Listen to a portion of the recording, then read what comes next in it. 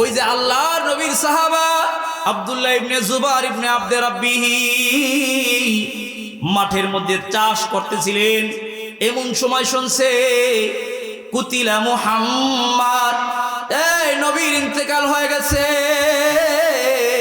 এই কথা শোনার সাথে সাথে হাতের মধ্য থেকে কাজ ছেড়ে দিয়েছে, সাথে সাথে আল্লাহর কাছে দোয়া করে দিছে, আল্লাহুম্মা যহাব বাসরি হাত্তা লা আরা আহাদাম বাদা হাবিবি সাল্লাল্লাহু আলাইহি ওয়াসাল্লাম ফাকুফাহু বাসরাহু।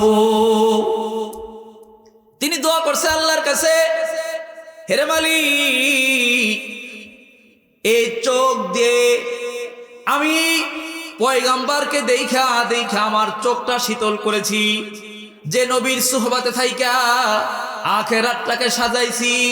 মালিক রে,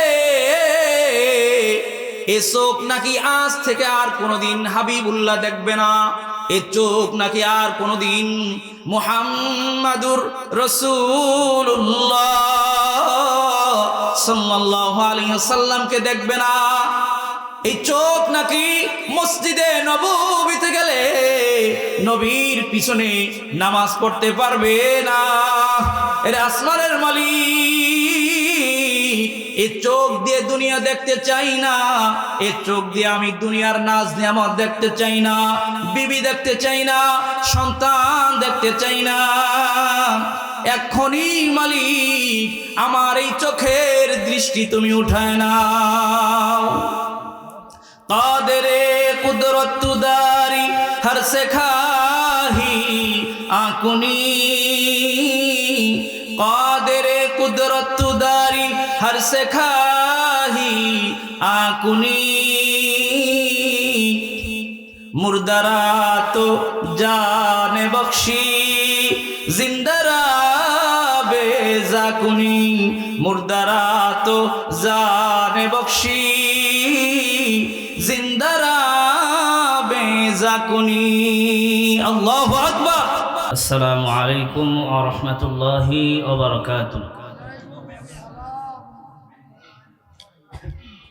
আপনারা সকলে কেমন আছেন? আলহামদুলিল্লাহ। সবাই দিয়ে উঠতেছেন, মনে হয় এক নাম্বার ধরছে, তো জরুরত আছে, তাই না? কোরআনের মূল্যবান কথাগুলো ছুটে যাবে যদি আপনি দূরে যান। তা আপনার জীবন থেকে অমূল্যবান একটা কথা ছুটে গেলে এটা আর খুঁজে পাওয়া যাবে না। এ কারণে একদিনের জন্য একটু কষ্ট করা যায় না? আমরা কষ্ট করতেছি কি জন্য? দুনিয়ার জন্য না আখিরাতের জন্য? তাহলে আমরা আখিরাত সাজাবো, এই জন্য আমরা সকলেই জমে জমে বসে যাই। আল্লাহ তাআলা আমাদের সবাইকে কোরআনের উপর আমল করে জীবনটাকে সাজিয়ে কবর যাওয়ার তৌফিক দান করুন। সবাই বলে আমিন। আলহামদুলিল্লাহ, আলহামদুলিল্লাহিল আকরাম আল্লাযী খালাকাল ইনসানা ওয়া কাররাম ওয়া আল্লামাহু মিনাল বায়ানি মা লাম ইয়ালাম فسبحان الذي لا يحصى امتنانه باللسان ولا بالقلم ونشهد أن لا إله إلا الله وحده لا شريك له ونشهد أن سيدنا ومولانا محمدًا عبده ورسوله صلى الله تعالى عليه وعلى آله وأصحابه وبارك وسلم تسليما كثيرا. أما بعد فأعوذ بالله من الشيطان الرجيم. بسم الله الرحمن الرحيم. بل تؤثرون الحياة الدنيا الدنيا والآخرة خير وأبقى صدق الله العظيم وصدق رسوله النبي الكريم ونحن على ذلك لمن الشاهدين والشاكرين والحمد لله رب العالمين محبة الشهيد شكل دور الشريف اللهم صل على محمد وعلى آل محمد كما صليت على إبراهيم وعلى آل إبراهيم إنك حميد مجيد اللهم بارك على محمد وعلى آل محمد كما باركت على إبراهيم وعلى آل إبراهيم إنك حميد مجيد بلغ العلا بكماله كشف الدجى بجماله حسنت جميع خصاله صلوا عليه وآله नसीब का सिकंदर है नसीब का सिकंदर है वही इस दरफानी में मदीना का ज़ियारत हो जिसे इस जिंदगानी में मदीना का ज़ियारत हो जिसे इस जिंदगानी में दिखा दे या इलाही मदीना ओह कैसी बस्ती है दिखा दे या इलाही मदीना ओ कैसी बस्ती है कि जिसमें रात दिन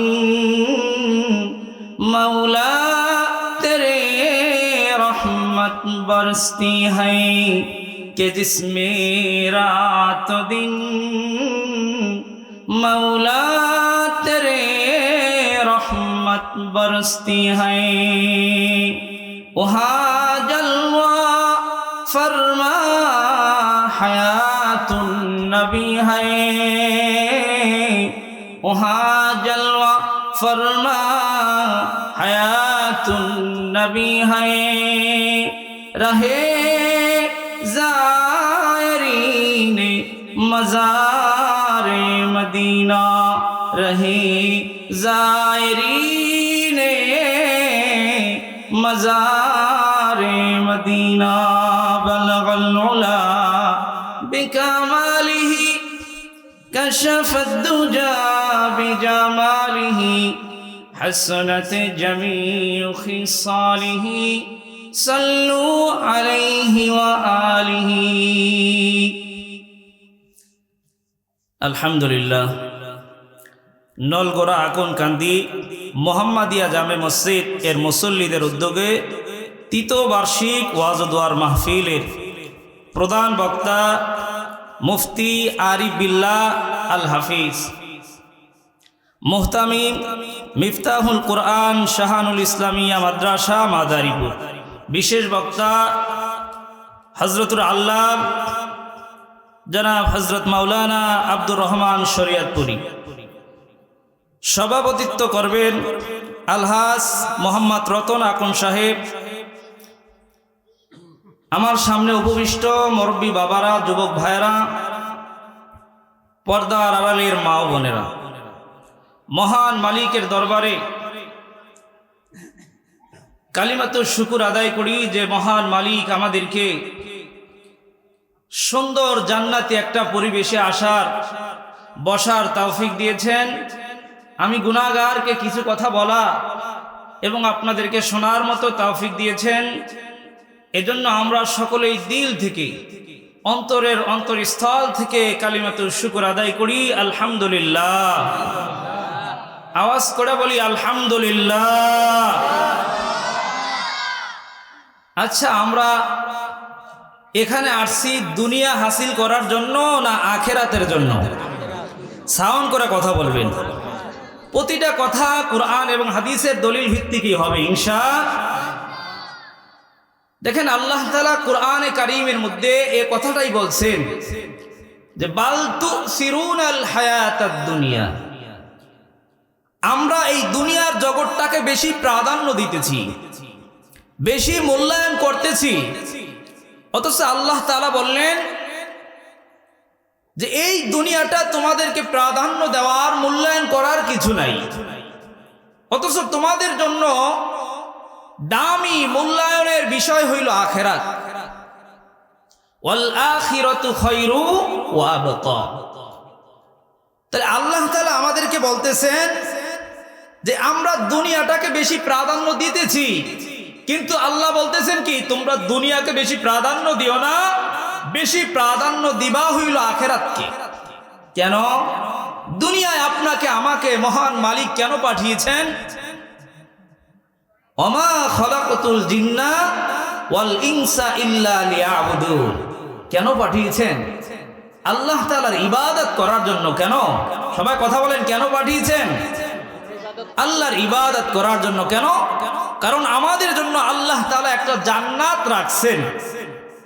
ওই জান্নাতের মধ্যে কেউ যাওয়ার পরে 2 দিন পরে বের করে দিবে এমন অনন্ত অসীম কাল সেখানে থাকবে, যেখান থেকে কোনোদিন বের করবে না। ওই জগৎটা হাসিল করার জন্য আল্লাহ দুনিয়ায় পাঠিয়েছেন। দুনিয়ায় না এসে কেউ ওই জান্নাতের মালিক হইতে পারে না। এই কারণে দুনিয়াটাও বড় দামি। কেন? বলে এই দুনিয়া থেকে আমি আখিরাত উপার্জন করব, জান্নাত উপার্জন করব। এই কারণে এই দুনিয়াটা আমার কাছে দামি। কেন? বলে দুনিয়ায় না আসলে ওই জান্নাতের মালিক হওয়া যায় না। সুবহানাল্লাহ বলবেন না? বাইরের মানুষ শুনলে গুলি করব। আস্তে করে কোন সুবহানাল্লাহ, আওয়াজ করে বলেন সুবহানাল্লাহ। মজার কথা হইল, আচ্ছা এমন হয় না অনেক মানুষ বাচ্চা মায়ের পেট থেকে জমিনে আসার পরেই মারা যায়, আবার মায়ের পেটের মধ্যেও মারা যায়। যে বাচ্চাটা মায়ের পেটের মধ্যে মারা যায়, এ দোস্ত সুন্দর করে শোনো, গভীর মনোযোগ দেওয়া শুনতে হবে। যে বাচ্চাটা মায়ের পেটের মধ্যে মারা যায়, দুনিয়ার মধ্যে আগমন করার আগেই তার ইন্তেকাল হয়ে যায়। বলে এ বাচ্চাটার জন্য জান্নাত জাহান্নাম নাই। যে বাচ্চাটা দুনিয়ায় আগমন করার পরে একটা চিৎকার দিয়েছে, একবার কান্না করেছে, 1 সেকেন্ডের হায়াত পেয়েছে, মায়ের পেট থেকে ভূমিষ্ঠ হয়েছে, হওয়ার সাথে সাথে বাচ্চা একবার কান্না করেছে, কান্না করার সাথে সাথে বাচ্চা দুনিয়া থেকে বিদায় নিয়েছে। আল্লাহ তাআলা এই যে বাচ্চাটা 1 সেকেন্ড হায়াত পেয়েছে, বলে 1 সেকেন্ড হায়াতের কারণে মহান মালিক এই 10 দুনিয়ার সমান একটা জান্নাতের মালিক বানায় দিছে। তাহলে দুনিয়ার হায়াতটা বড় দামি, দুনিয়ার হায়াতটা বড় দাম। আজকে জমিনে আসার পরে আমি আমাকে অনেক বেশি মূল্যায়ন করি, নিজেকে অনেক দামি মনে করি, আমি অমুক, আমি অমুক। আল্লাহ তাআলা বলেন, আল্লাহ তাআলা জানায় দেন, হাল আতালাল ইনসানি হিনুম মিনাদ দাহরি লাম ইয়াকুন শাইআম মাযকুরা। আল্লাহ তাআলা বলেন, এ গোলাম, জমিনের মধ্যে তোর কোনো অস্তিত্ব ছিল না, তোমার তুমি পরিচয় দেওয়ার মতো তোমার কিছুই ছিল না। এখন তুমি তোমাকে অমুক বানায় নাও, তোমাকে অমুক বানায় নাও, এমুক করে তুমি তোমাকে সম্ভ্রান্ত বলে দামি করে নাও, তুমি চেয়ারম্যান বলে পরিচয় দাও, এমপি বলে পরিচয় দাও, মন্ত্রী বলে পরিচয় দাও, অথচ আমি আল্লাহ তাআলা তোমার মায়ের রেহমের মধ্যে তোমাকে দেওয়ার আগে এগুলা তোমার মা জানতো না যে আমার সন্তান হবে।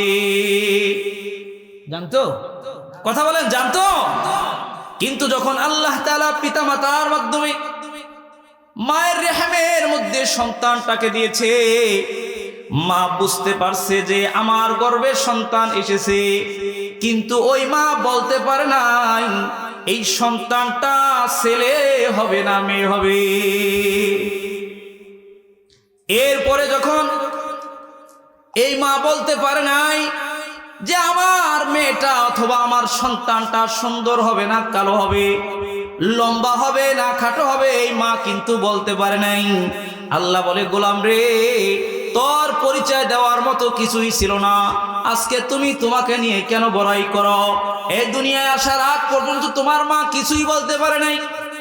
দুনিয়ার মিস্ত্রিরা কাজ করলে দুনিয়ার আলো যদি নিভে যায়, বৈদ্যুতিক আলো লাগে, তা না হইলে একটা জিনিসও ঠিক মতো সোজা হয় না, বাঁকা হয়ে যাবে।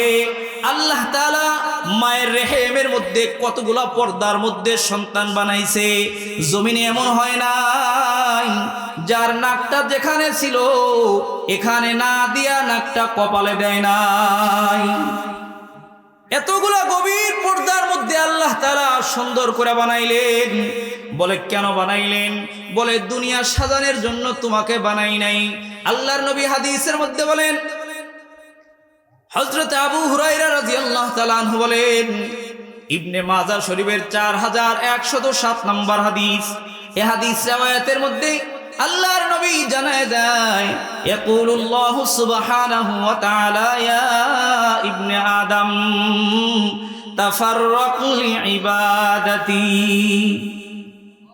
এই আবু হুরায়রা রাদিয়াল্লাহু তাআলা আনহুর একটা মজার ঘটনা শুনেন।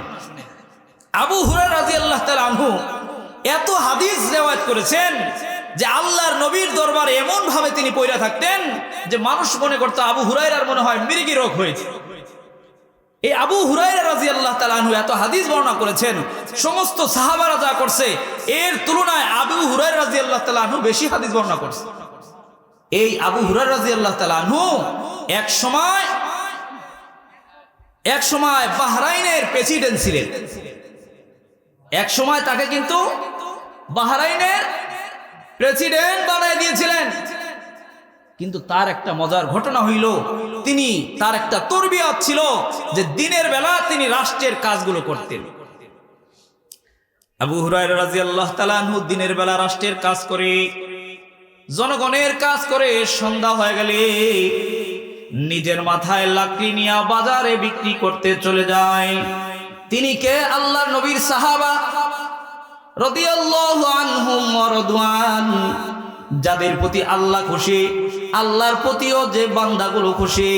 আল্লাহ বলে, উলাইকা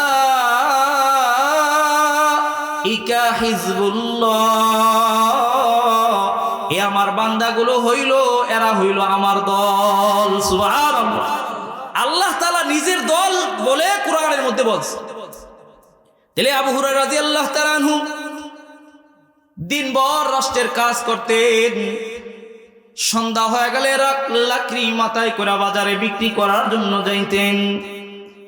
মানুষ তাকে প্রশ্ন করছে, আপনি হইল প্রেসিডেন্ট, আপনি কেন লাকড়িগুলো বিক্রি করার জন্য মাথায় করে বাজারে যান?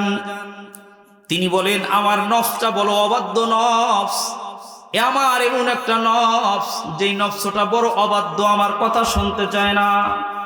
আমি যে রাষ্ট্রের প্রেসিডেন্ট, এ কারণে যদি আমার নফসটা আমার দিলের মধ্যে যারা পরিমাণ হিংসা যাতে করে না চলে আসে, অহংকার যাতে করে না চলে আসে, এ কারণে আমি আমার নফসটাকে শিক্ষা দেওয়ার জন্য, বাস্তবতা শিখানোর জন্য, দেখানোর জন্য দিনের বেলা সমস্ত মানুষের কাজগুলো করি, রাষ্ট্রের কাজ করি, জনকল্যাণের খেদমত করি, আর রাত্রে বেলা কুলিগিরি কইরা নিজের রিজিকের জন্য বাজারে কাঠ বিক্রি করি। সুবহানাল্লাহ। আবু হুরায়রা রাদিয়াল্লাহু তাআলা আনহু বলতেছেন, ইয়াকুলুল্লাহু সুবহানাহু ওয়া তাআলা ইয়া ইবনে আদম তাফাররাক লিইবাদাতি। তিনি বলতেছেন, আল্লাহ তাআলা বলেছে, হে ইবনে আদম, আদমের সন্তান, তোরা আমার ইবাদত কর। ইবাদত করব কার? বলেন, ইবাদত করব কার? তো বলতেছে আমার ইবাদত করো। আমলা সাদরাকা গিনান, আমি আল্লাহ তাআলা তোমাদেরকে সচ্ছলতার জীবন দান করব। সুবহানাল্লাহ। সচ্ছলতার জীবন কি জিনিস? বলে দুনিয়ার মধ্যে শান্তি সহকারে জীবন দান করব, যে দুনিয়ার মধ্যে তোমার কোনো টেনশন থাকবে না, তোমার চিন্তা থাকবে না, পেরেশানি থাকবে না। সন্তান দিয়ে পেরেশানি নয়, বিবি দিয়ে পেরেশানি নয়, সমাজ দিয়ে পেরেশানি নয়, তোমার থাকবে শুধু সুখ আর সুখ। এমন একটা জীবন আমি আল্লাহ তাআলা তোমাকে দান করে দিব। কাজ কি? আল্লাহর ইবাদত করা। কাজ কি? তা ইবাদত কি শুধু নামাজ পড়া? আল্লাহ তাআলা যা আদেশ করেছে ওই আদেশটা নবীর সুন্নাহ তরিকায় মানা হইল ইবাদত। আল্লাহ তাআলা যা নিষেধ করেছে তা থেকে বেঁচে থাকা হইল ইবাদত। বলে এই ইবাদত যদি করো তাহলে কি করব? বলে এক নাম্বার লাভ হইল তোমাদেরকে এমন জীবন আমি আল্লাহ তাআলা দান করব যে জীবনের মধ্যে কোনো দুঃখ থাকবে না। ওয়া আশুদ্দা ফাকরাকা, এবং তোমাদের দরিদ্রতা দূর করে দেওয়া হবে। সুবহানাল্লাহ। আচ্ছা বলেন, এই সমাজে এই যুগের মানুষ দরিদ্রতা দূর করার জন্য হালাল নাই, হারাম নাই, দিন নাই, রাত্র নাই, নামাজ নাই, রোজা নাই, কাজ করতেছে। পেরেশানি কিসের জন্য? একটু ধনী হওয়ার জন্য, দুনিয়ার মধ্যে একটু ভালো থাকার জন্য, তাই না? আল্লাহর নবী কি জানাই দিলেন? তাফাররাক লিইবাদাতি, আমার ইবাদত করো। আমলা সাদরাকা গিনান, আমি তোমাদেরকে সচ্ছলতার জীবন দান করব, এমন জীবন যেই জীবনের মধ্যে কোনো দুঃখ থাকবে না। শুধু তাই নয়, ওয়া আশুদ্দা ফাকরাকা, আমি তোমাদের দরিদ্রতা দূর করে দিব। তাহলে আল্লাহর ইবাদত করলে আল্লাহ তাআলা এমন জীবন দান করবেন যে জীবনের মধ্যে দরিদ্রতা থাকবে না, টেনশন থাকবে না, দুশ্চিন্তা থাকবে না, শুধু সুখ আর শান্তি থাকবে আল্লাহর ইবাদতের মধ্যে। তাহলে আল্লাহ তাআলা, আল্লাহর নবী বলে, ফা ইল্লাম তাফআল, আর যদি আমার গোলামি না করো, আল্লাহ জানায় দেয়, আর যদি আমার গোলামি তোমরা না করো, মালাতু সাদরাকা শুগলান, আমি তোমাদের কলবের মধ্যে দুশ্চিন্তা, টেনশন দিয়া পূর্ণ করে দিব। যদি কি না করি? আল্লাহর ইবাদত না করি। এ বাবা ভালো করে শুনেন, এ দোস্ত ভালো করে শুনেন, জমিনের মধ্যে অনেক ধনী এমন আছে, 5 তলা 10 তলা একটা বিল্ডিং এর মালিক, গাড়ি আছে, বাড়ি আছে, নারী আছে, সব আছে। যখন জানতে চাওয়া হয়, বলে হুজুর আমার ফ্যামিলির মধ্যে সুখ নাই, আমার দিলের মধ্যে শান্তি নাই, টেনশন আর টেনশন, আমার দিলে কোনো রাত্রেবেলা ঠিক মতো ঘুম হয় না, বিবি দিয়া শান্তি নাই, মেয়ে দিয়া শান্তি নাই, ছেলে দিয়া শান্তি নাই। কেন নাই? আমরা হাদিস ঘুরে দেখলাম, আল্লাহর নবী যে বলছে, যদি আমার ইবাদত, আল্লাহর ইবাদত না করো, মালাতু সাদরাকা শুগলান, তোমার দিলের মধ্যে আল্লাহ তাআলা টেনশন দিয়া পূর্ণ করে দিবে। খোঁজ করে দেখেন, যারা ধনী আল্লাহর ইবাদত করে না, এদের সুখ নাই। দেখবেন একটার পর একটা দুশ্চিন্তা তাদের মাথার মধ্যে আল্লাহ তাআলা ঢুকায় দেয়, একটা বিপদের পরে আরেকটা বিপদের মধ্যে তাদেরকে লেগায় রাখে। কি কারণে? এই আল্লাহর ইবাদত না করার কারণে। শুধু তাই নয়, ওয়ালাম আশুদ্দা ফাকরাকা, এবং তাদের দরিদ্রতাও দূর করা হবে না, এবং তাদের দরিদ্রতাও কি করা হবে না? দূর করা হবে না। তাহলে হাদিসের সাথে মিলাই নেন, আল্লাহর যারা ইবাদত করবে, এর মানে সংক্ষিপ্ত বুঝাই দেই, আল্লাহ তাআলা বুঝাইতে চায়, আল্লাহর নবীও বুঝাইতে চায় যে এ গোলাম, তোমাদেরকে দিয়েছি আখিরাত সাজাইতে।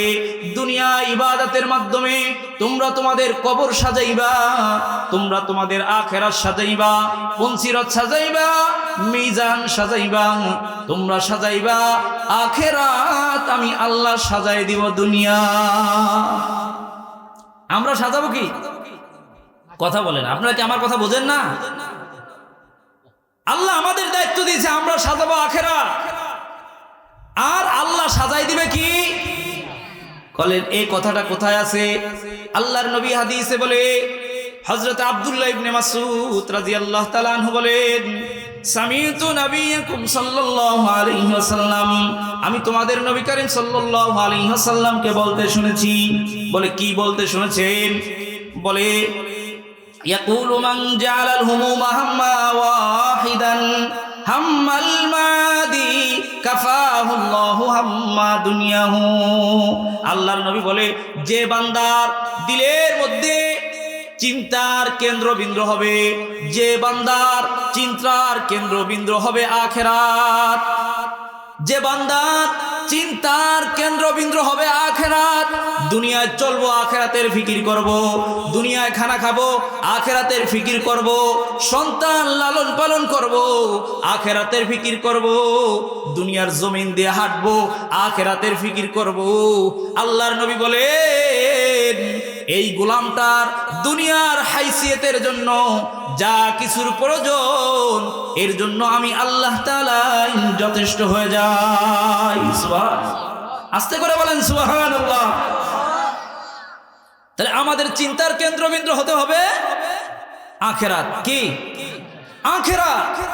এই কথা ইবনে মাজাহ শরীফে 4107 নম্বর হাদিস। এই হাদিসের মধ্যে হযরত আব্দুল্লাহ ইবনে মাসউদ রাদিয়াল্লাহু তাআলা আনহু বলছেন, মান জাআলাল হুমুমা হাম্মা ওয়াহিদান হাম্মাল মাআদি কাফাহুল্লাহু হাম্মা দুনিয়াহু। যেই ব্যক্তির চিন্তার কেন্দ্রবিন্দু হবে আখিরাত, দুনিয়ায় হাঁটবে আখিরাতের চিন্তা করবে, দুনিয়ায় একবার সুবহানাল্লাহ বললে জান্নাতের মধ্যে গাছ লাগানো হয়। সুবহানাল্লাহ। তো দুনিয়ায় যা করবে আখিরাতের জন্য, আল্লাহর নবী বলে ওই ব্যক্তির দুনিয়ার যত প্রয়োজন আছে এই প্রয়োজন মিটানোর জন্য আমি আল্লাহ তাআলা যথেষ্ট হয়ে যাই। ওমান তাশাআবাত বিহিল হুমুম ফি আহওয়ালিদ দুনিয়াহু লাম ইউবালিল্লাহু ফি আই আউদিয়াতি হালাকান। আল্লাহর নবী বলে, আর যে ব্যক্তির চিন্তার কেন্দ্রবিন্দু হবে দুনিয়া, আর যে ব্যক্তির চিন্তার কেন্দ্রবিন্দু হবে দুনিয়া, আল্লাহর নবী বলে যে এই ব্যক্তির দুনিয়া অথবা আখিরাত যে কোনো স্থানে ধ্বংস হয়ে যাবে, এর কারণে আল্লাহ তাআলার কোনো পরোয়া নাই। নাউজুবিল্লাহ। তাহলে যদি আমাদের চিন্তার কেন্দ্রবিন্দু আখিরাত না হয়, তাহলে দুনিয়া অথবা আখিরাত ধ্বংস হয়ে গেল, আল্লাহর কোনো পরোয়া নাই। তাহলে আপনারা এখন কি বুঝলেন? আমরা দুনিয়া নিয়ে ফিকির করব না আখিরাত? বলেন দুনিয়া নিয়ে না আখিরাত? তা আখিরাত নিয়ে যদি কেউ ফিকির করে, বলে কেমন ফিকির করবেন?